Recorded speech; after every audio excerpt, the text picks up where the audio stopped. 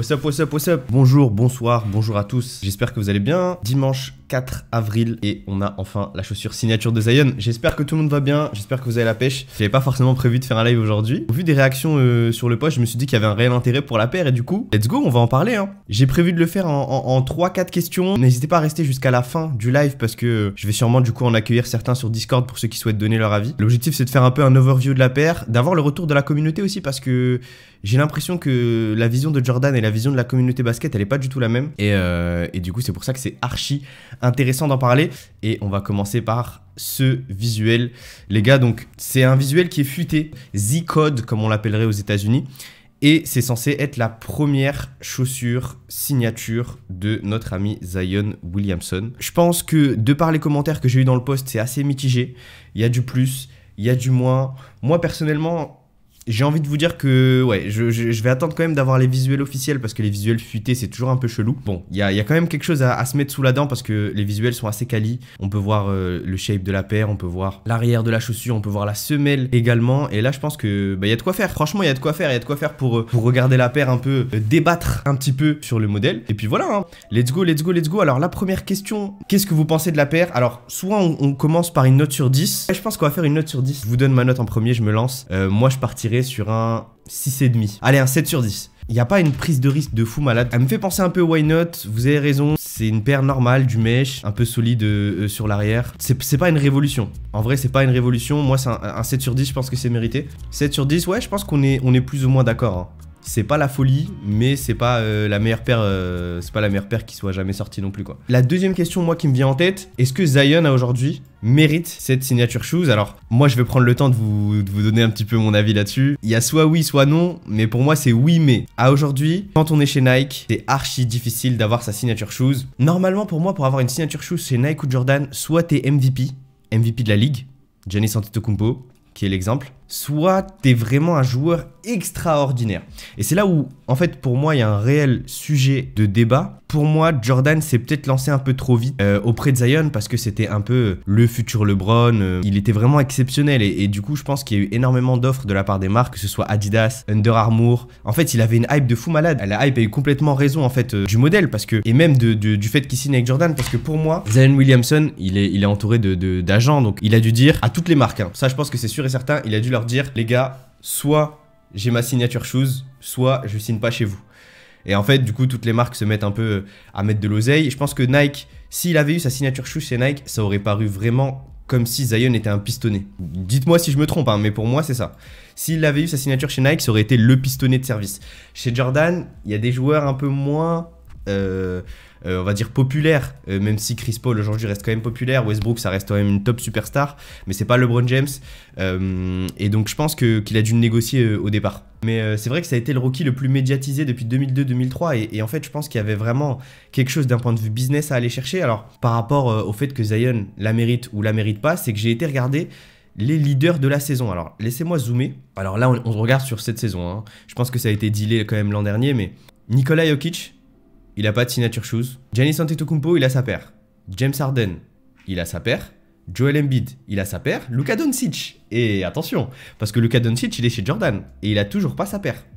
Donc là, il y a quand même, je pense, un débat entre Luka Doncic, pareil, et Zion Williamson qui sont chez Jordan, et le fait que Jordan a parié sur un Américain et pas sur un Européen, et le fait que Doncic, aujourd'hui, pour moi, il est plus prolifique que le serait un Zion.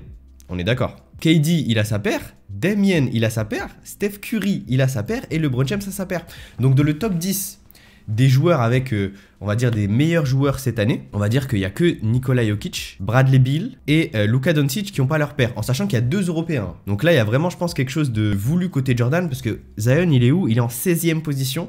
C'est pas si déconnant que ça quand on regarde la globalité des joueurs en NBA et un peu les ratings, parce que, à mon sens, Luka Doncic est plus prometteur que Zion. Et le deuxième sujet, c'est que les chaussures de basket pour pivot, en fait les joueurs ils sont moins bunkable qu'un joueur de basket classique, qu'un meneur. En fait un pivot c'est moins sexy qu'un meneur. On va se le dire, parce qu'un pivot ça fait pas des crosses, parce qu'un pivot ça fait pas des step back à 3 points, et du coup ça a moins toujours de succès qu'un ailier. Ce qui est un peu différent avec Giannis, il a un jeu spectaculaire en fait. Il a un jeu spectaculaire où il va faire des Eurostep, où il va poster des gens, alors que Joel Embiid ça va encore, mais Nikola Jokic, il a pas un jeu spectaculaire. Il est premier pour la course du MVP, mais il a pas un jeu spectaculaire et du coup c'est peut-être pour ça qu'il a pas encore sa paire. En fait, une signature shoe, c'est vraiment un goal pour un joueur NBA, pour un joueur dans sa carrière, et le fait que Zion l'ait sur sa saison sophomore, hein, c'est ça, sur sa saison sophomore. Alors il a été All-Star. Clairement, je sais pas s'il y a eu du lobbying derrière, il a été All-Star. 26 points de moyenne, 7 rebonds, 3 passes. C'est quand même des belles stats, hein, des stats de All-Star. En carrière, il est à 25 points de moyenne. Qui est à 25 points de moyenne au même stade que Zion? Ça aussi, c'est une question qu'il faut poser. Doncic doit être le prochain à avoir sa paire, je suis complètement d'accord avec toi. Jordan a tenté le coup avec Zion. Zion est un joueur hors du commun et je pense que c'est pour ça que Jordan a voulu pousser le truc jusqu'au bout. Et en vrai, j'ai hâte aussi de voir d'autres coloris, hein. J'ai vraiment hâte de voir d'autres coloris. Donc en tout cas, moi, de ce que je comprends et de ce que vous me dites, Zion la mérite plus ou moins. Honnêtement, Zion a combien de matchs référence en NBA? Doncic a tapé des grosses équipes, exactement GFB. Je suis d'accord avec toi parce que Doncic, il a mis un buzzer beater sur Paul George en playoff et tout le monde s'en souvient, avec les Jordan React Elevation. Et s'il avait eu sa propre paire signature, elle aurait fait un carton. Je pense que c'est un pari qui a été fait par Jordan. C'est pas déconnant à aujourd'hui. Il y a peut-être d'autres joueurs qui méritent plus que Zion, mais c'est pas déconnant de lui faire sa signature shoes parce que tu sais pas de quoi l'avenir est fait et c'est toujours des paris que font les marques. Des fois ça marche, des fois ça marche pas. Au niveau de la troisième question, à aujourd'hui, quand on regarde le marché de la chaussure de basket et quand on regarde la proposition de valeur, les gammes que proposent aujourd'hui les marques, et notamment Nike et Jordan, le positionnement, alors il n'y a pas de poste aujourd'hui en NBA, on est d'accord, hein, un poste 1 peut jouer poste 2, un poste 3 peut jouer poste 5. En fait, il manque sur le marché qu'une marque se positionne sur des chaussures de basket pour des joueurs lourds, pour des joueurs costauds et qu'on se dise « Ah ouais, toi t'es costaud, cette paire elle est faite pour toi ». Là, LeBron, elle avait un peu cette image, mais je trouve qu'elle est assez différente parce qu'il y a de la techno dedans, c'est travaillé, il y a du design qui est fait derrière. Alors aujourd'hui, il n'y a pas de paire comme ça où on se dit bah Zion, c'est un beau bébé, il faut une paire pour lui. Et c'est pour ça que je me dis qu'à aujourd'hui, il faut une paire qui se positionne dans cette gamme-là et peut-être qu'il y a quelque chose à aller chercher. Il n'y a aucun joueur qui a le même style de jeu que Zion, ni son physique, et ça fait très longtemps qu'il n'y a pas eu de hype pour un joueur aussi jeune. Il mérite sa signature s'il continue à jouer comme ça. Bah écoute, je pense que la NBA pense comme toi, Baptiste, je pense que la NBA pense comme toi et surtout Jordan pense comme toi parce que je trouve que le traitement qui est fait, c'est pour ça que je dis la NBA, le traitement qui est fait pour Zion à aujourd'hui, c'est vraiment un traitement, je vais pas dire un traitement de pistonné, mais vu que c'est le first pick, qu'il a un physique un peu atypique et qui peut demain porter les valeurs de la ligue et que c'est le joueur de demain, bah en fait la NBA aime bien le pousser dans les posts, dans les vidéos. En fait la NBA le pousse vraiment comme il faut et je dirais pas qu'il a été pistonné pour le All-Star, mais il y aurait peut-être d'autres joueurs qui auraient pu entrer dans la discussion et je pense que Zion peut représenter la hype et quand LeBron sera en retraite, quand il va falloir que la nouvelle génération arrive, les Ja Morant, les Zion, et c'est pour ça qu'ils veulent l'implanter en NBA comme étant le poste 4 atypique qui peut tout casser sur un dunk. Mais voilà, la NBA le pousse, et pour en revenir à la question, c'est peut-être la première chaussure de basket faite pour les gros joueurs, et on sait que Jordan doit plus ou moins se rattraper par rapport à l'erreur de Nike d'avoir fait porter les Nike PG 2.5 à Zion. Il les a explosés sur le terrain et en fait à aujourd'hui il n'y a plus le droit à l'erreur. Ils n'ont plus le droit à l'erreur, ça veut dire que ça entacherait encore une fois l'image de Nike et de Jordan si Zion n'avait pas une chaussure solide. Donc je me dis, ils ont dû mettre des renforts de fou malade, alors on les voit pas, hein. Moi je regarde les différentes images de la paire, on dirait pas qu'il y a un renfort de fou, hein. On la regarde sur le côté, ouais, ça remonte un petit peu. Il y a la semelle qui est découplée également, donc ça va peut-être le pousser au fait à ce qu'il soit un peu plus mobile. Mais je vois pas de gros renforts sur le côté, hein. Big men are back in the NBA, autant d'un point de vue sportif que marketing, et Jumpman l'a bien compris. Et c'est pour ça peut-être qu'il y a une anticipation, parce que quand on regarde les joueurs de moins de 25 ans, allez, on va dire de moins de 26 ans, en NBA, et dedans t'as Giannis, dedans t'as Embiid, dedans t'as Anthony Davis, bah, un peu plus vieux, mais du coup tu vois t'as quand même 3 joueurs, t'as Nikola Jokic qui est jeune, du coup t'as 4 joueurs qui vont être demain là, enfin qui vont faire partie de la NBA de demain, des MVP de demain. T'as Zion qu'on peut rajouter parmi les big men, ce qui fait 5 joueurs.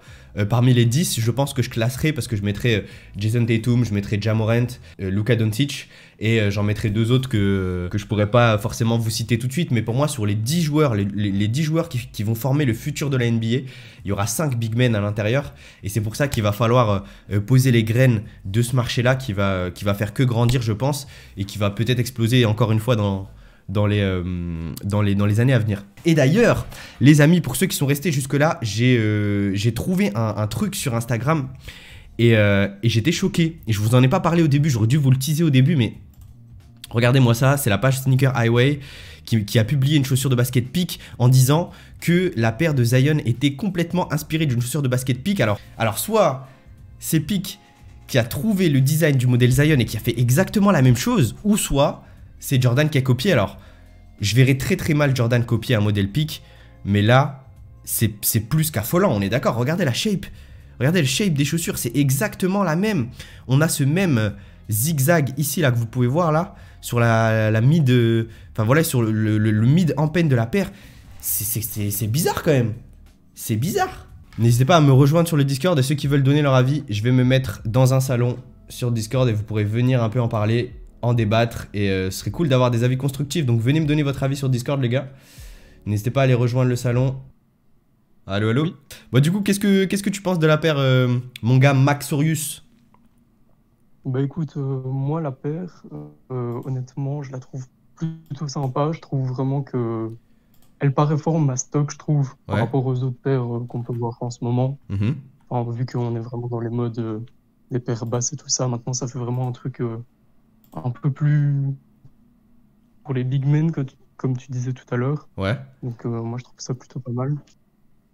Mais honnêtement, je trouve que c'est peut-être un peu tôt pour Mhm. Zion, mais c'est vraiment un pari risqué de la part de Jordan Brand Mhm. qui essaye de surfer sur la vibe, enfin sur la hype qu'il y a sur Zion. Donc voilà. Ouais, je suis un peu d'accord avec toi. Qu'est-ce que tu penses de Zion? Pour l'instant, c'est un très bon joueur. Je trouve qu'il a pas volé sa place de All-Star Game, Ouais. mais Ok. dans le sneakers game, c'est peut-être un peu tôt, je trouve. Ouais, je suis d'accord avec toi, c'est peut-être un peu tôt. Et en fait, le truc, c'est que je me dis, par exemple, un Kyrie, un Paul George, un LeBron, bon après, on va pas comparer non plus, mais généralement, ce type de joueurs, ils ont déjà une fanbase. Tu vois, ils ont déjà une fanbase. Il y a des gens qui vont dire, mon joueur préféré, c'est Kyrie, mon joueur préféré, c'est Paul George, ou Kawhi, ou Ouais. LeBron. Et en fait, il y a personne, alors peut-être dites-moi dans le chat, mais est-ce qu'il y a quelqu'un qui peut me dire, ah aujourd'hui, mon joueur préféré, c'est Zion? Je sais pas, je pense pas, en vrai, mais il y a des joueurs qui peuvent dire Chris Paul ou Carmelo, tu vois. Genre, tu vois, au niveau de la shape, moi, elle me fait penser un peu à la Westbrook. Ouais, c'est la même. Ils ont repris le même moule, on dirait, pour faire la paire. C'est la même chose presque. Tu vois, déjà, toutes les Westbrook, c'est presque pareil. Vrai, Ouais. si t'as la première, la troisième, la deuxième, bref, pour moi, c'est pareil. Ouais. Ça fait, c'est ça, je me dis. Après, est-ce qu'il la mérite?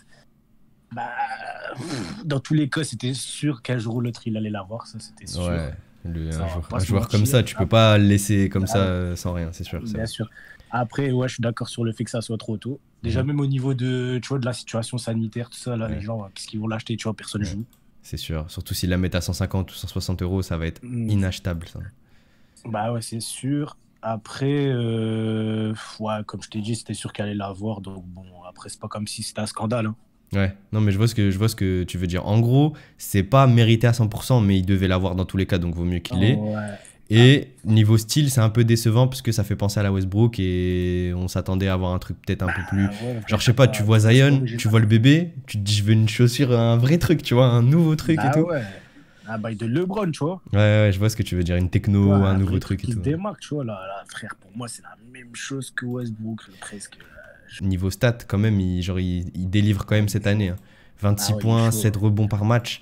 Pour un joueur, c'est sa deuxième, Ouais, c'est sa j'ai deuxième vu. saison, c'est ouf quand même, tu vois. J'ai vu genre une stat, genre je crois il a genre 25 ou 26 games consécutifs à plus de 20 points. Pour terminer le live, il nous reste allez, une dizaine de minutes. Je vous propose qu'on regarde pareil les petits highlights de Zion. Regardez un petit peu ce qu'il nous propose. Beaucoup de drive, hein, beaucoup de lay-up, beaucoup de drive, beaucoup de lay-up, tout le temps, tout le temps, tout le temps.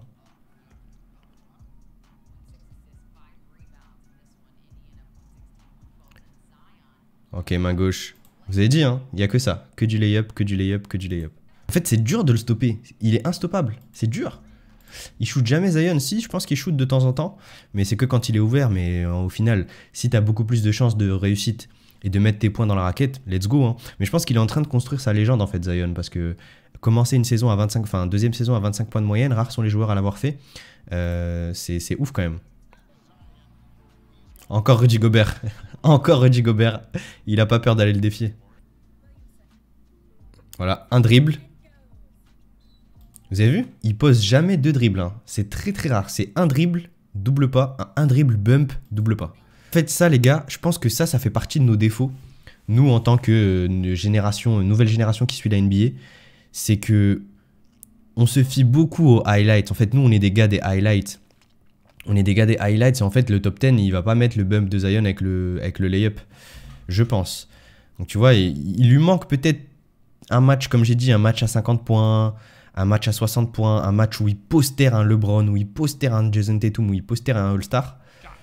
Histoire de dire, ok, je suis là, tu vois. Cette année, on va retenir que ce dunk là, hein, au final. 70% et 80%, c'est... Moi, ça me dérange pas parce que en vrai, c'est un joueur qui drive. Donc, on va clôturer là-dessus. Merci à tous ceux qui sont passés dans le live. Merci à tous ceux qui ont posé les questions. Merci à ceux qui sont passés également sur le Discord. Il est 14 h, on a fait une petite heure de live. Franchement, c'est nickel. Prenez soin de vous, les amis. Ça fait toujours plaisir d'être là. Toujours plaisir de voir que vous êtes actifs dans le chat, qu'on peut discuter, parler de sujets autour du basket. Le basket n'est pas mort en France, ça fait plaisir. Et puis voilà. Bonne journée à tous. Bon week-end. Ciao.